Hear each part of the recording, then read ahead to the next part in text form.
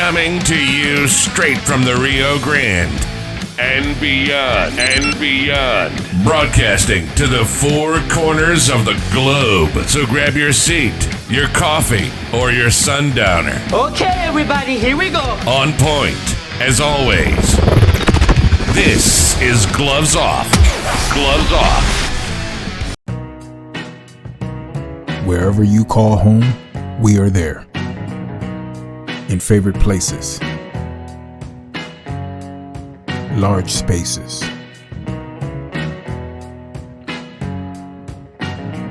For many homes, we have coverage that fits the way you live. And with our home systems protection, you can cover major home appliances and more. We cover more type of homes than ever. Get the coverage you and your family deserves. For a free no obligation quote, visit us online or simply give us a call.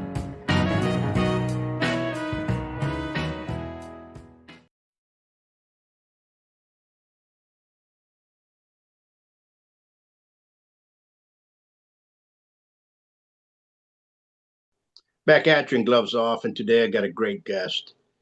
He was Republican Chair, former City Councilman, entrepreneur, knows politics, one of the best here in Laredo, I would say. Gene Belmares, how are we doing? You doing good? Doing good. Getting ready for this long Labor Day weekend. Hopefully it'll all be good. Barbecue a little bit, relax a little bit. Absolutely relax. It's not too hot. Well, you know, we live in Laredo, but it's going to be fun, though. I think it's going to be, hopefully it's calm. Nothing happens. Yes, sir. And everybody out there, have fun, drink responsibly. If you have a little bit too much, give the keys to somebody else. That's the only thing I can say. But other than that, we're back, and the reason I have Gene with us is because I've been doing studies on Gloves Off for a while, and we did a study, which if anybody wants it, they can shoot me an email. I'll leave it at the end. But we did it on elections from 2000 to the present, on runoff elections, things that we both, over conversations over the years, we've always talked about. There's kind of pattern. Is there really a pattern? You know, is there a pattern to runoffs? Is there a pattern to everything that's going on, or are we just kind of guessing at what's? But it kind of shows a pattern, and we're going to talk about them right now. And we're going to talk about all the elections, both the city and Webb County, especially the ones that went into runoff. And it's pretty interesting. Pretty interesting. In fact, we can go ahead and start with that. You know what got me on this research here, as we start. What gets me is that every mayoral race has gone into a runoff. Every single one. Every single one. Every single one since what was it? Since 2000.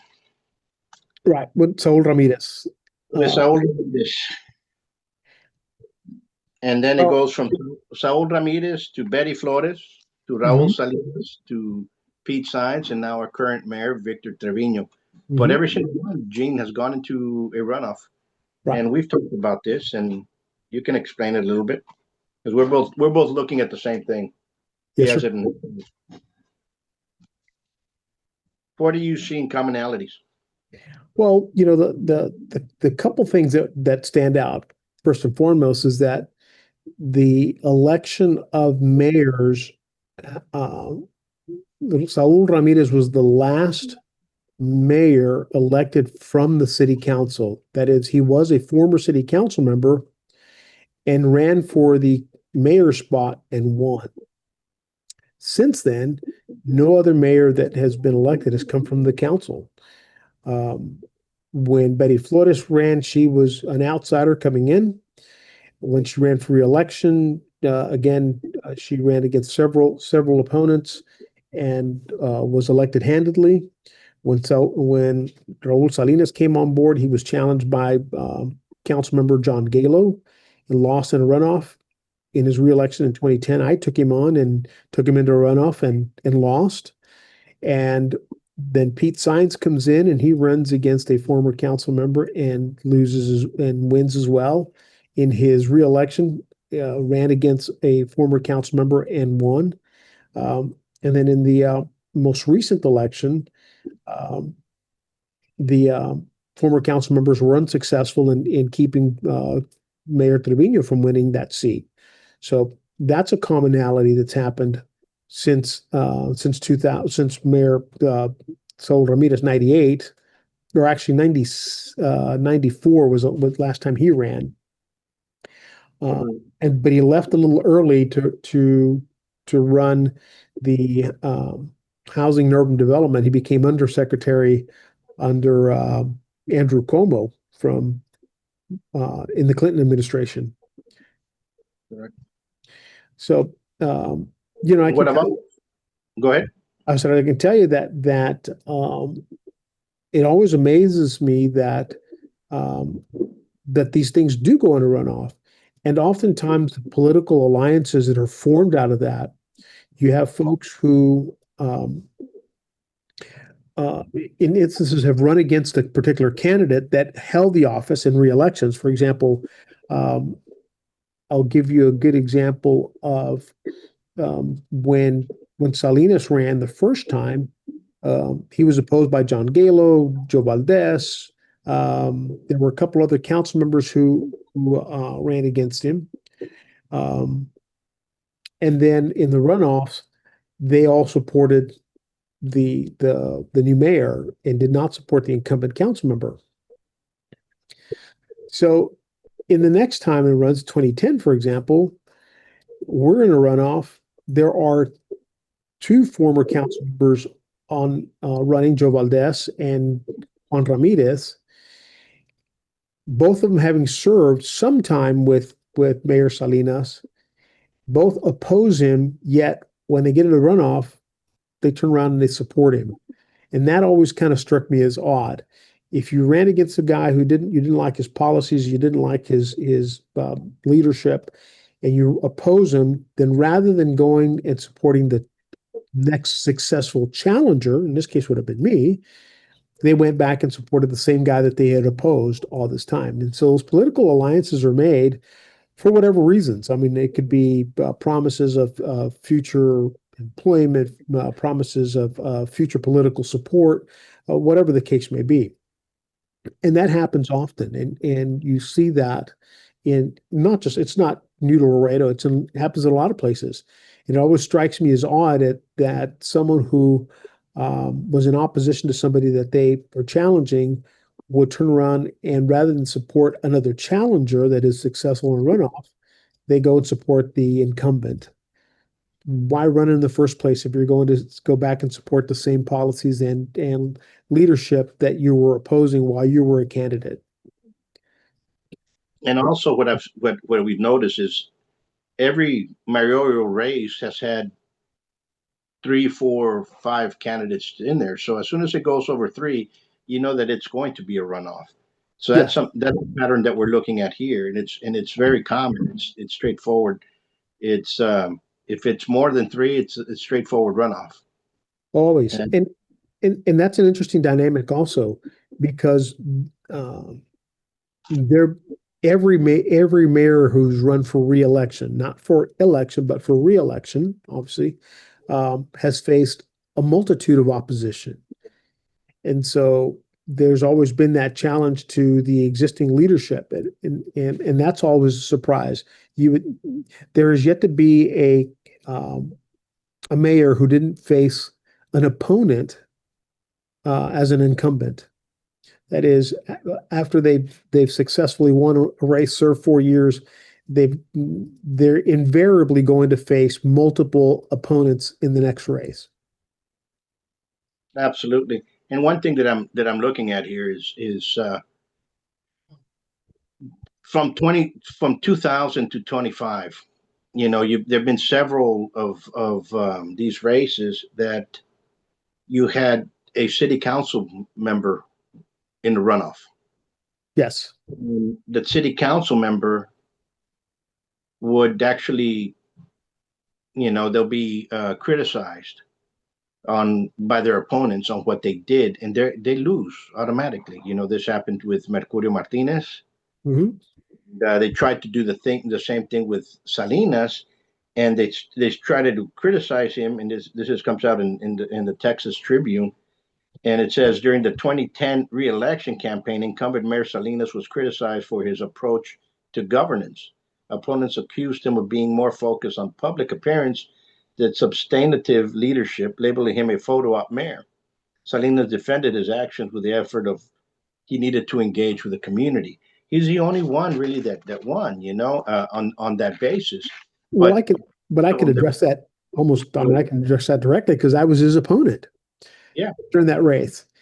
I will tell you that my accusation of him being a photo op mayor was because there was no substantial legislation that he passed. There was nothing that he championed from start to finish. And to this day, I challenge anyone to look at his record of accomplishments and what can you point to? What legacy project was he responsible for from start to finish? I'll give you an example with Betty Flores. She championed the arena from day one to the day it was built. That's a legacy project that she fought for from one end to the other. North Central Park, something that I championed from the very beginning, from its inception to its creation. That's a legacy project. You have several of those. Saul Ramirez, his continuance to finish paving all the streets that Mayor Tatangelo had started. Those are legacy projects. You can point back at some of the things that we have now from the mayors coming forward from Salinas this way. Can you point to any legacy project that Pete Sines left on the ground? Can you point to any legacy project that Victor Trevino has done so far in his 3.5 years? Or a landmark piece of legislation. In my case, I can point to the Clean Air Act. We no longer have smoking indoors, right? The green space ordinance, which a lot of folks said I was opposed to, but I was actually one of the ones who helped craft it and get it passed.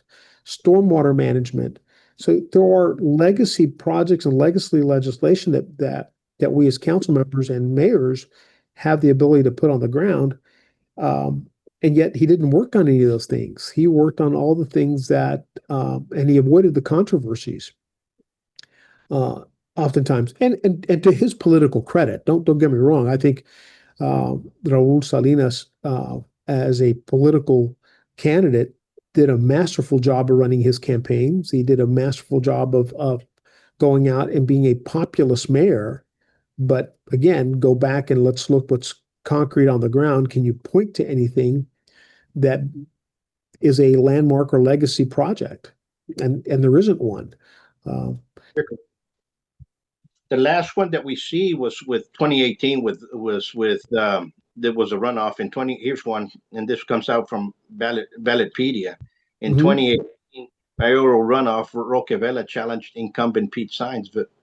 Vela, a former city councilman, had previously faced criticism during his council tenure. He lost the runoff, securing 35%, 35.5% of the vote, and compared to Sines 64.5%. So what it seems to be is the city councilman that's challenging the new mayor or the incumbent mayor that's coming inside. As soon as they get criticized, they're the ones that have lost. And it's okay, and it's a small little pattern, but it's something to look in the new elections that are coming up, to be very careful with, especially with people doing that. Well, There's another. again, you're to point out that item, I think is critical, because again, if you're going to run against an incumbent mayor and you're sitting alongside of him, you're in a greater position to be criticized because you drive legislation where a mayor does not, right? A mayor has the strength and the power of the bully pulpit, but they are primarily ceremonial in our form of government. The city manager is the CEO of the company, the chairman of the board, and the board of directors are the council. But as board of directors, we have council members, we have greater authorities to move legislation and ordinances and projects forward than the mayor does. So And I'm you glad have the you risk of explained that. more, Do yeah. not So you have to run understand. the risk of more criticism.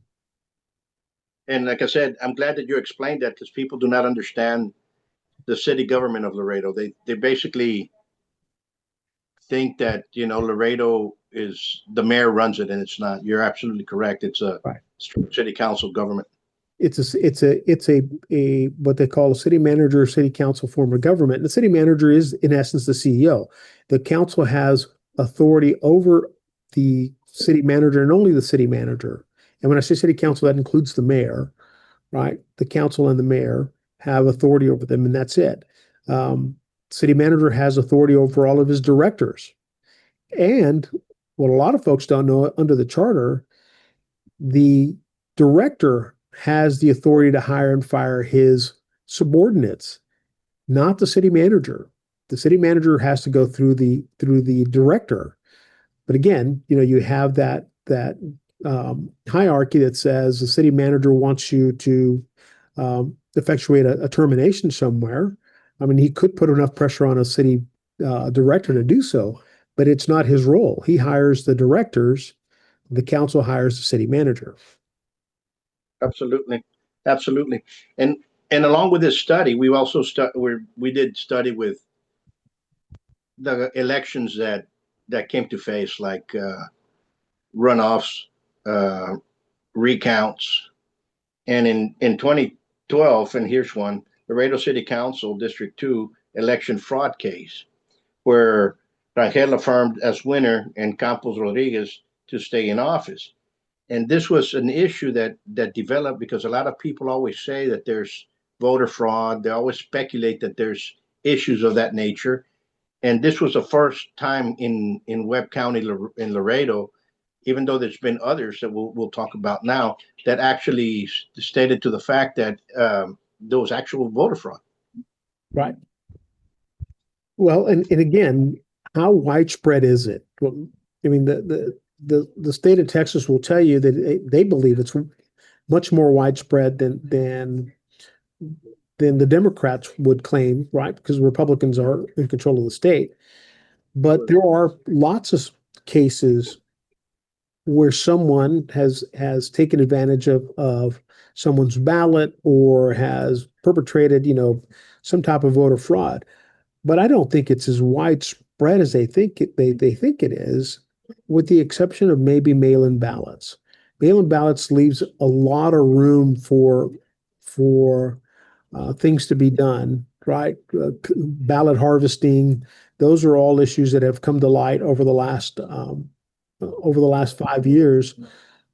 That we've seen cases in the state of Texas and in other places where ballot harvesting um, has taken place.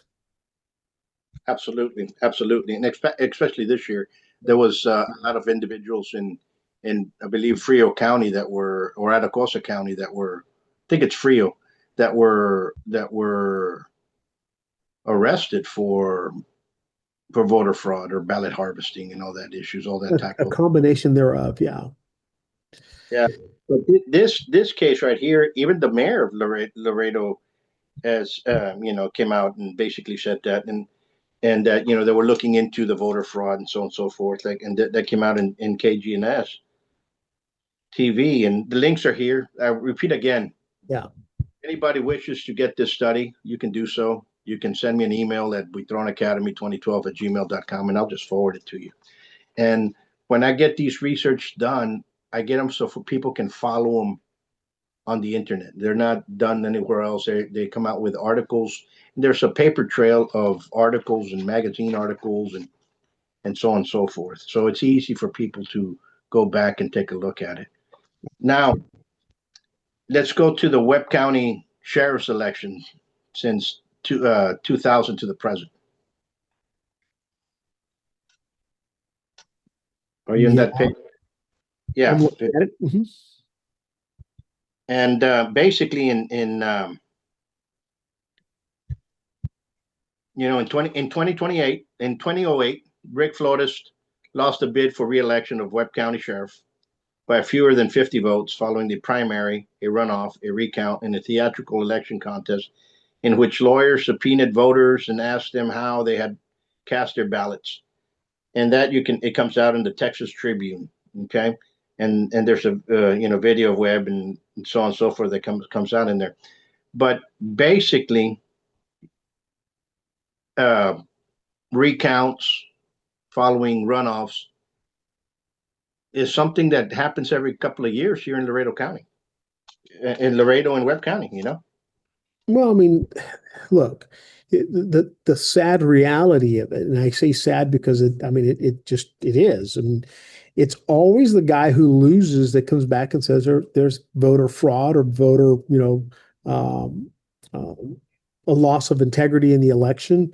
It's never the guy who wins that that knows what's happening, that could potentially come back and say, this is what's happening. But it's always from the challenge. So you always take that with a grain of salt, right? Because you're, sore loser. And I mean, I would tell you that there are folks who believe that even in my race, there was some, and I just kind of shrugged that off and said, nope.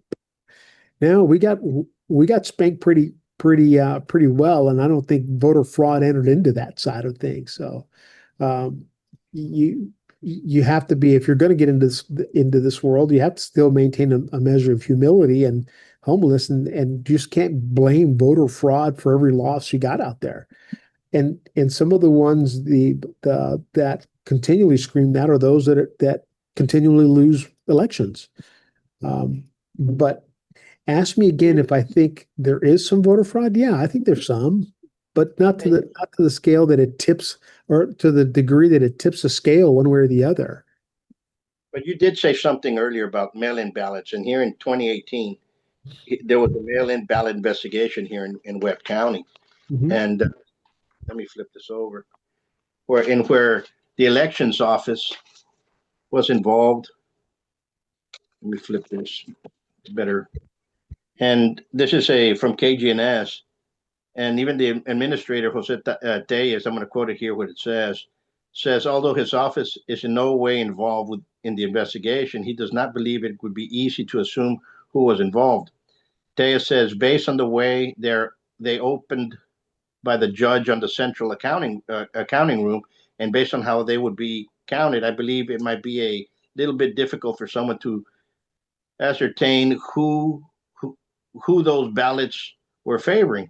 I'm baffled as to how they reached a conclusion other than rumor, hearsay, and scuttlebuckets going on out there. And they were talking about in that same article, our Webb County judge submitted a letter to the Secretary of State and Attorney General notifying them in the matter and his concerns, basically addressing the voter fraud, mail fraud issue and that thing. Right. And it continues. And let's see here. So those issues, have come up time and time again, but it's never been pinpointed. I guess the only time pinpointed for actual voter fraud was that case with the city council. And even then, it was on such a small scale, albeit this is where I tell people, if you don't think that your vote counts, that race was decided by a handful of votes. Your vote does count. Trust me, it counts. And there are a lot of folks, again, who believe that, in this ballot harvesting issues, I think is probably the worst one, because that one has the ability to that's a good way to describe it. There's room for a loss of integrity in an election there, because you mail these out, and who's to say that you can go to an elderly person and say, oh, that's your ballot, let me help you fill it out, and you fill it out the way you want, and they pay no mind to it. They just say, okay, I appreciate the help. Does that happen? Yeah, I think it does. I think some of that does happen, but to a scale or a degree that there are thousands and thousands of votes, I don't know. I don't think so. But the Texas Rangers have rigged up a few people for that very thing. Absolutely. And there was another one here, which another race, officials called for mail-in ballot investigation in Webb County, and they followed.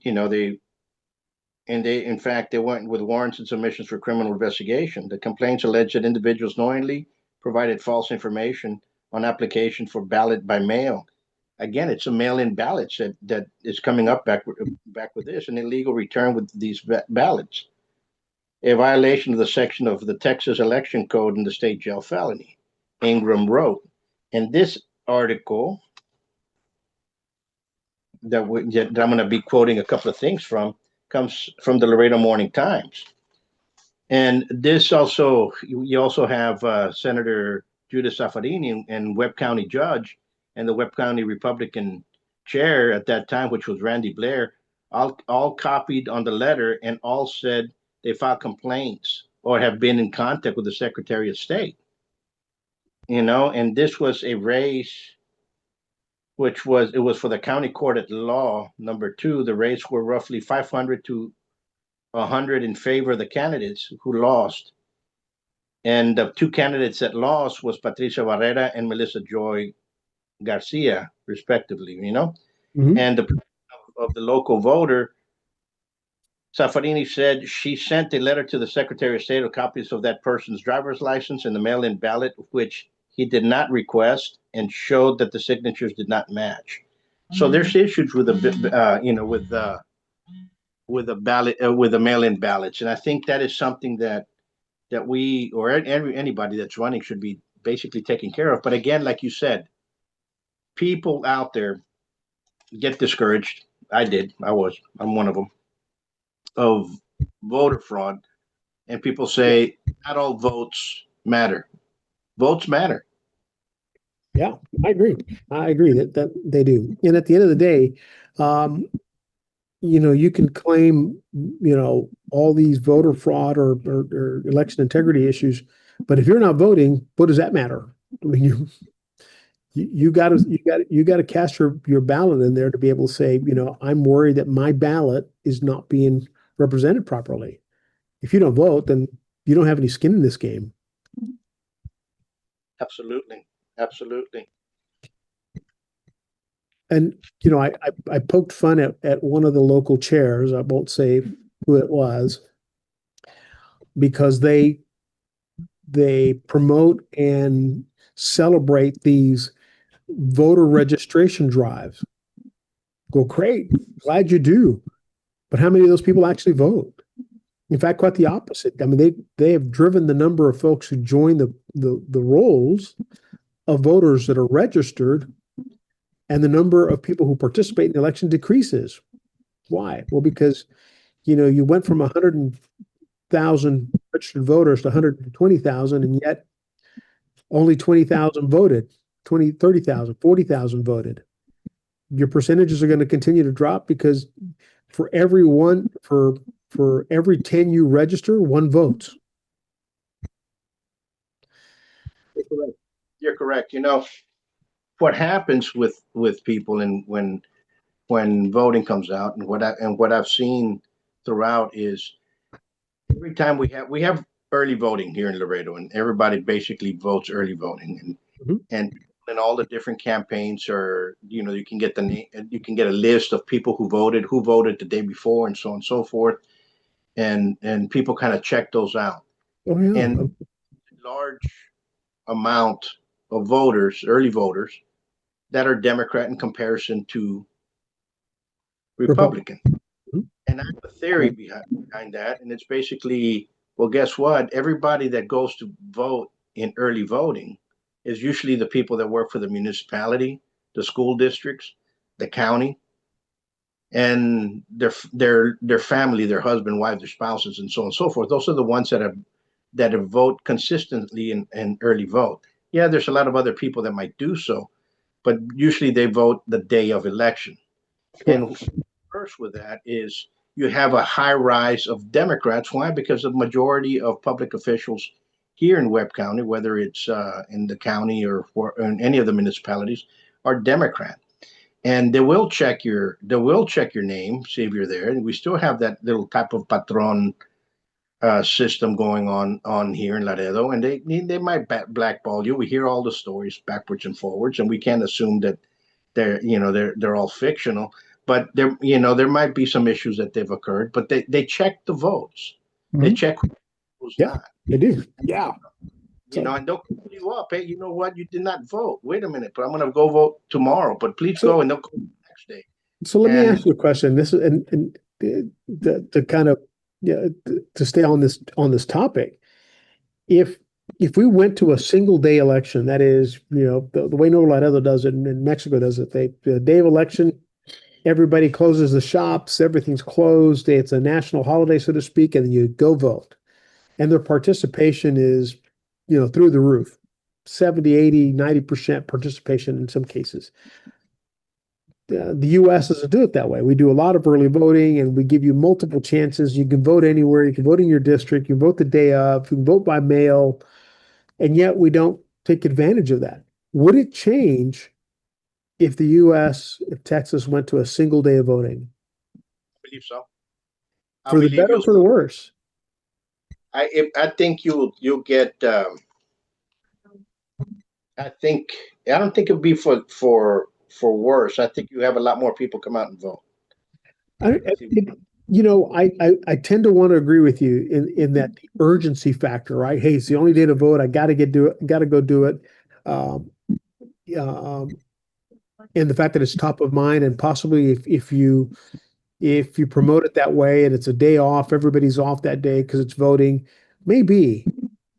But having been a candidate and an office holder and a chair also for a political party, for the Republican Party, I can tell you, with 2 weeks of early voting, you're calling people, reminding, and they still don't vote. So if I only give you one day and I don't really have an opportunity to call and pester you for 2 weeks to go vote, every time I run into you, Paul Buitron at the HEB, hey, Paul, have you voted? I haven't seen you on the list, and you still don't go out to vote. Well, then what do you do? I mean, I tend to think that if it follows that trend, then the numbers would go even further down. It might, but I'm going to tell you the thing here. Mexico and, let's say, Brazil and some of the other countries in South America and France, you get penalized in your taxes if you don't vote. Okay? Here we have the choice of voting or not voting. Yeah. So we have bad politicians getting voted in there because a lot of people do not vote, and not voting is a vote. So I saw a post today, Paul, along the lines of what you're saying, where someone says Trump didn't win by a landslide. 33% of the people voted for him, 31% voted for Kamala Harris, and another 30 didn't vote at all. True. But, at the end of the day, he's president. It is what it is. Landslide, no landslide. He could have won by 2 votes or 3 votes. He is. And for the next 4 years, that person is going to sit there and post and wail about it and rage against the machine. 30% of the population decided, the registered voting population decided not to vote. Okay. So scream all you want, but unless you vote, that's it. You don't get another shot you don't get another bite at the apple. And I kind of marvel at the number of people who scream and yell about it.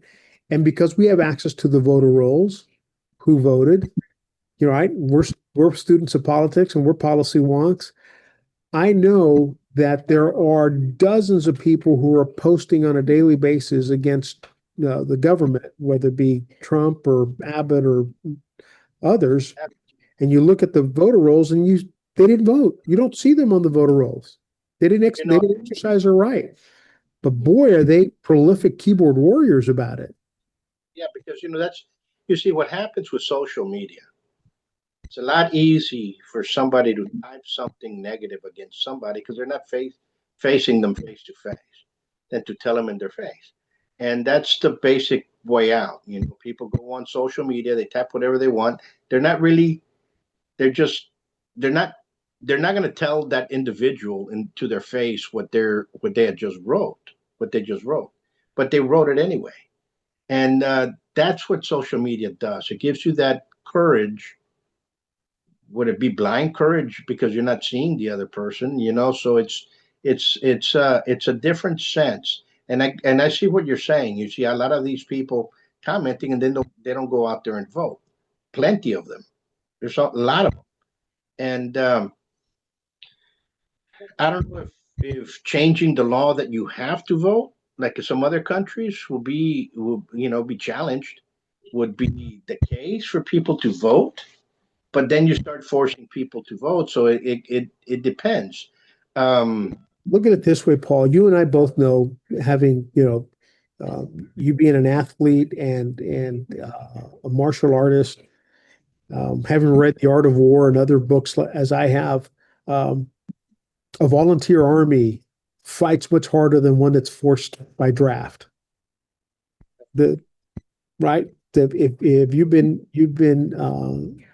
conscripted into fighting, what's the likelihood that you're going to go and make a good effort to vote? I mean, so am I going to force you to vote?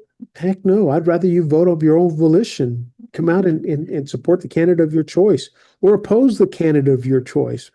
Some people vote for somebody else because they don't want to vote for that guy. Do it, but they don't.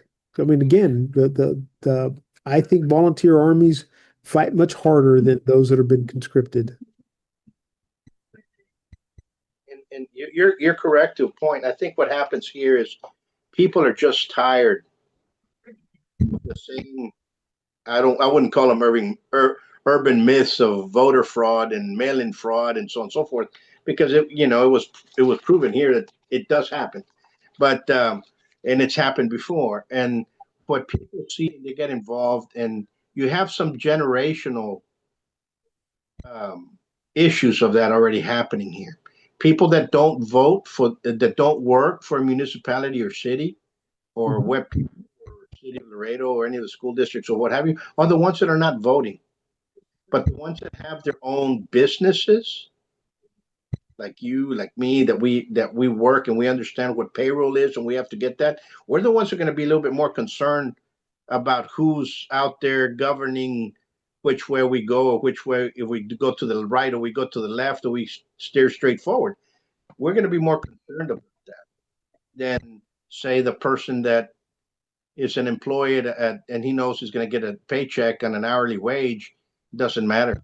But those that work for those municipalities, they're kind of looked upon, because they know that their job, basically, because of the patterns that have happened in the past and the urban myths that occur, that they have to go out and vote, or else they might be blackballed. Yeah, I'm with you. I would agree. I would agree that what do you do? I mean, do we force them to do this? I don't know that you can. I mean, that's I don't know if it would have the desired effect. Right. And going on with this study, and it's pretty interesting because it continues going forward, and you see a lot more issues with, excuse me, sorry, with runoffs and so on and so forth, especially with the city council. I guess because we have so many of them going every so often, that the turnover is there. So you should start seeing that. But something that I'm seeing over and over, if you have a lot of candidates, like I said,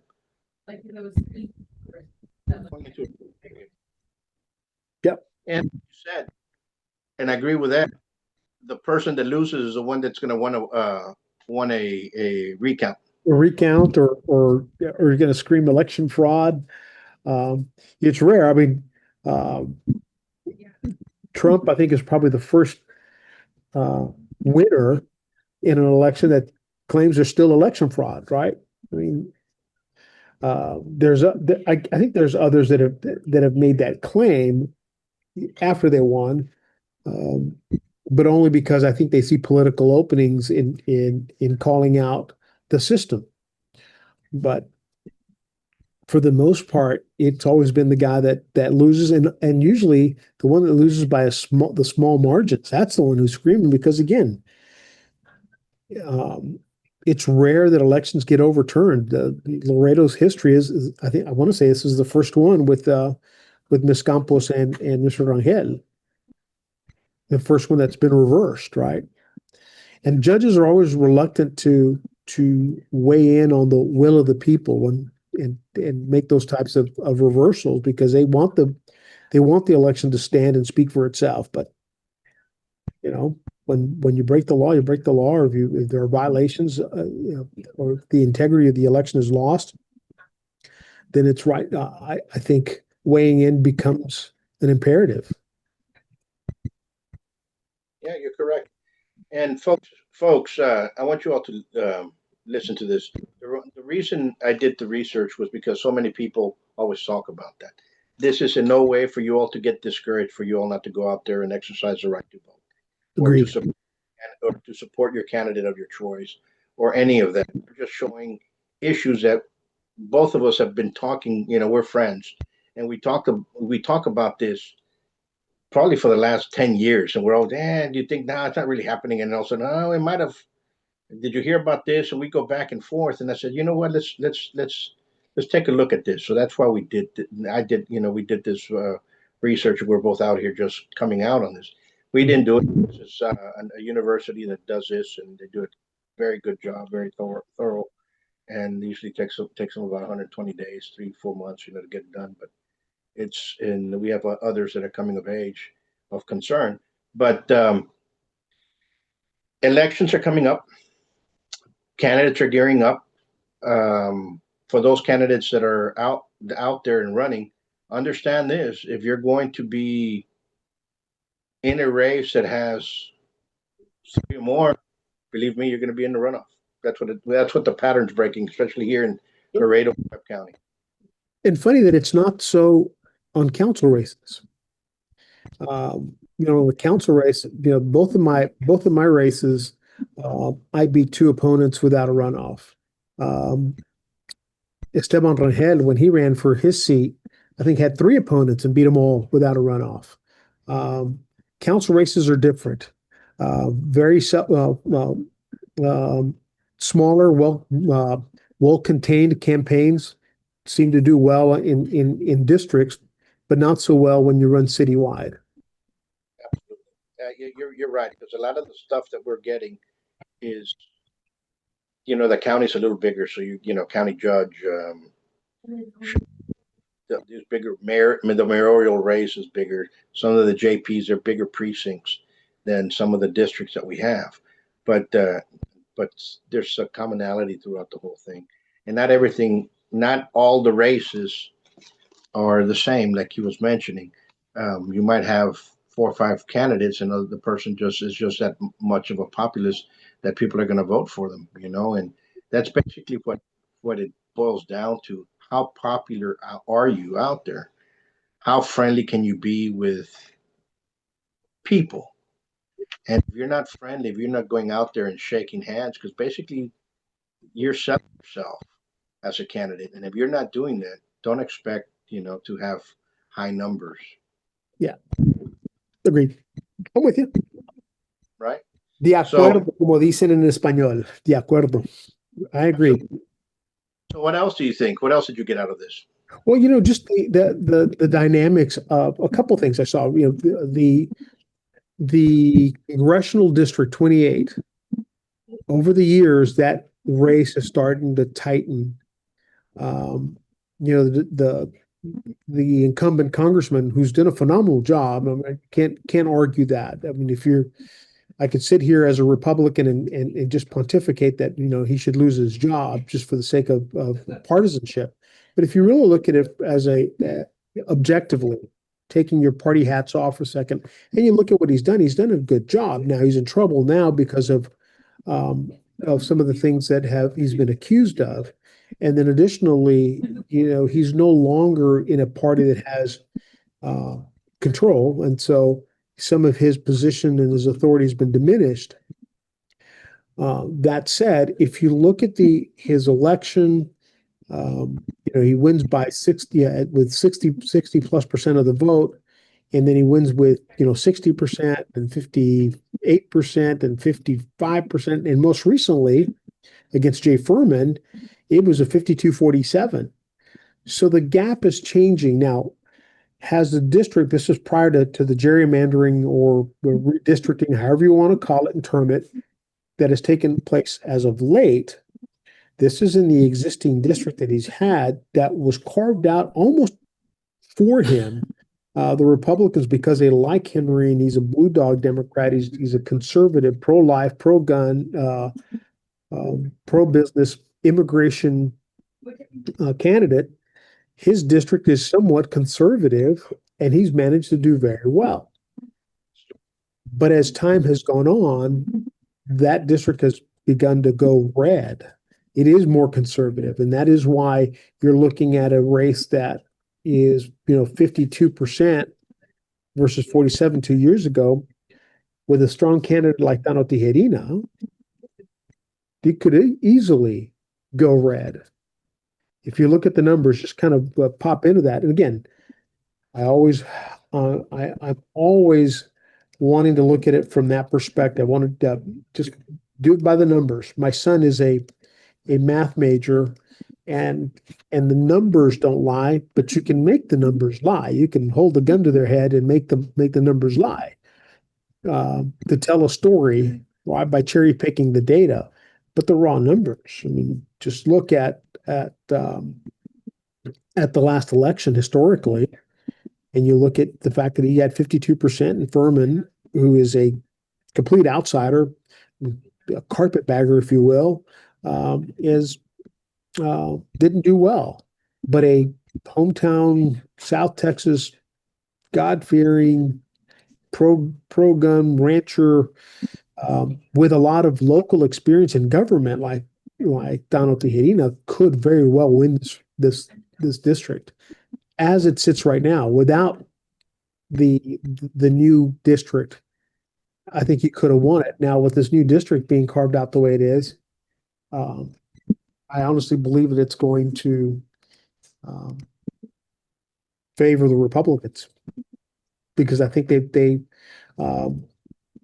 even though they may have carved it out a little more to give the Republicans another seat, this one still seems to me just appears to be very, very much a winnable race for a Republican, for the right Republican.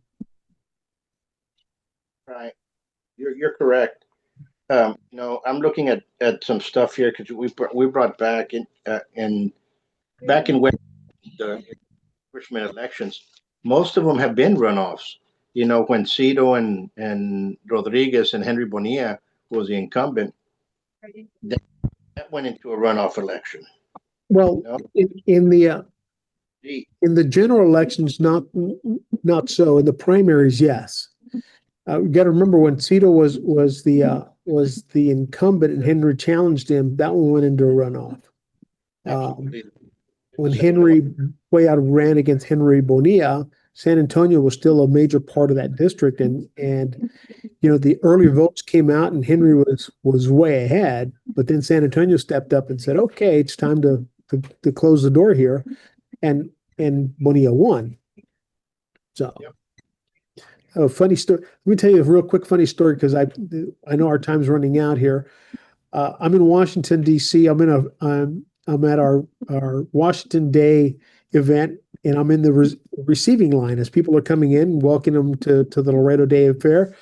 And recently reelected, well, not elected yet. He had just won his primary.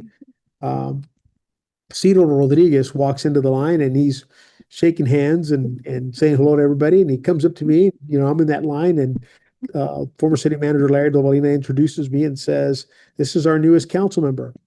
And Representative Rodriguez says, "Oh, nice to meet you. I had this great race down there. Beat those Republicans, those good for nothing, dirty, rotten scoundrel." He just went on and on. And I just was shaking my hand and just kind of nodding. And he says, "So is this your first elected office?" I said, No, sir. I held a previous elected office as chairman of the Republican Party of Webb County."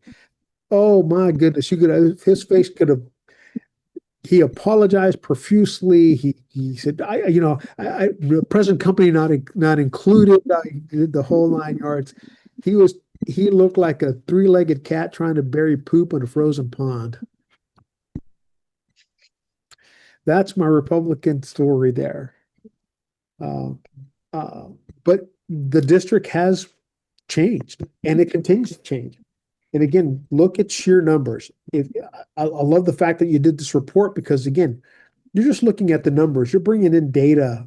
It's cold, hard data. It's not. It doesn't have all of the social media, uh, flavor to it that's added. The editorials that are added. It's just data. It's numbers. If you look at the last primary that was held here in 2024, the Republicans, and looking at the race that was probably considered the closest race of them all, was Ted Cruz versus Colin Allred. And boy, Ted Cruz milked that. He's in trouble. He needs money. He could possibly lose the seat. The legacy media, and I refer to them as legacy media because I just don't, it's hard to trust them when they are screaming that, oh, the polls show that Colin Allred is 2 points ahead, 3 points ahead. But if you looked at the primaries and just said, how many Democrats came out and voted for Colin Allred? If you look at the numbers, 972,000 voted for Colin Allred. And if you put all of the people who ran in that race on the Democrat side, it barely breaks 1 million votes. And if you looked at the number of Republicans that voted for Ted Cruz, it's 2.2 million. And if you put all of those other that ran in there, the total number of primary votes cast in the Republican Party was 2.4 million. So at what point did anyone think that Colin Allred was going to beat Ted Cruz? Ted Cruz used it to perfection. He let the legacy media fearmonger the living crud out of it so that he could raise a war chest of epic proportions, and he beats Colin Allred by 7, 8 points, almost goes into double digits. Yeah, data. Just look at the numbers. Take the emotion out of it. Just look at the hard numbers. And the report that you did looks at it that way. And that's why I like it. That's why I kind of gravitated and wanted to visit with you on it. I'm glad that you did this podcast on it, because it was this episode, because it's numbers. Just take your partisan hat off, take your emotional hat off, and just look at the data. And here, for everybody out there that's always claiming that there is fraud, it exists. It's there. Okay. Is there problems? Yes. I think we should start looking into the problems of the mail-in ballots. I think mail-in ballots is an issue. It's a hard issue that we have to, because all the way back to 2000, in multiple races, mail-in ballots are what's being questioned. Besides, the only one that's out of that is the issue with the city council race between Rangel and Rodriguez, and which was changed back because of voter frauds of other individuals that were not part of a campaign. They just wanted her to win. She's not a bad lady. She's a great individual. I like her to death. Mm-hmm. Something occurred. But the issues, like you say, the numbers are here. The paper trail is here. It's something that can be followed. There's some stuff that's missing now that you're telling me. Some of the other campaigns might have, but there were city council campaigns. One of the other ones that had four people running was a race with Landick, and they went into a runoff with Landick and Attorney Richard Gonzalez, in which Landick won at the end. Sure. And that was a race that was slim numbers too, very slim numbers.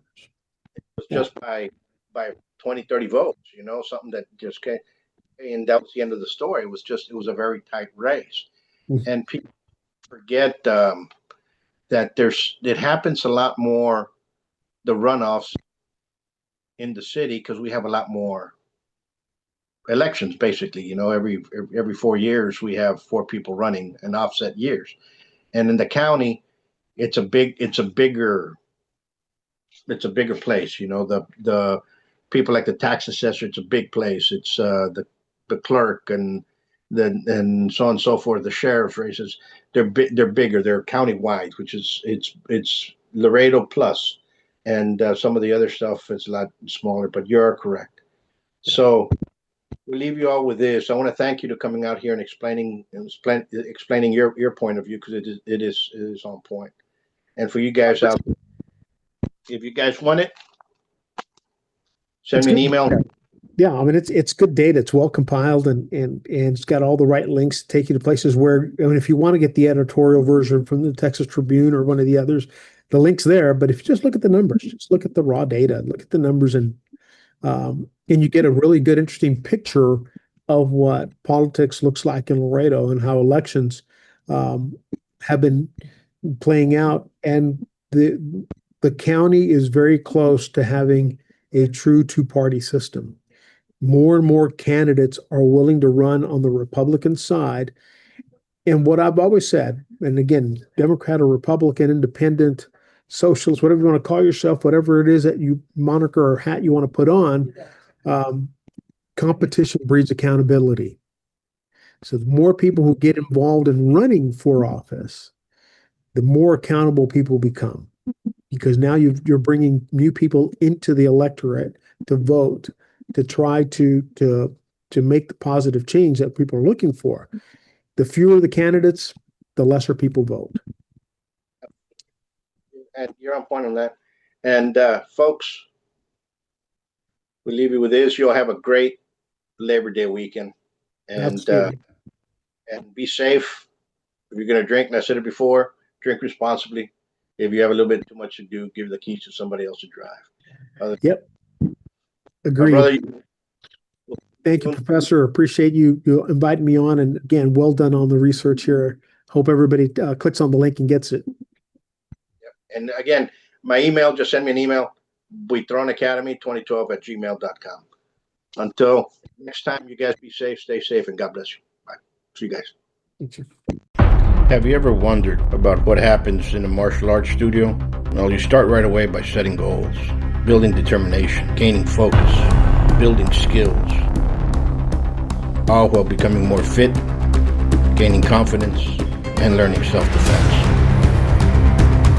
Buitron Academy is a school where attitude meets aptitude. So give us a call at 956-401-4868.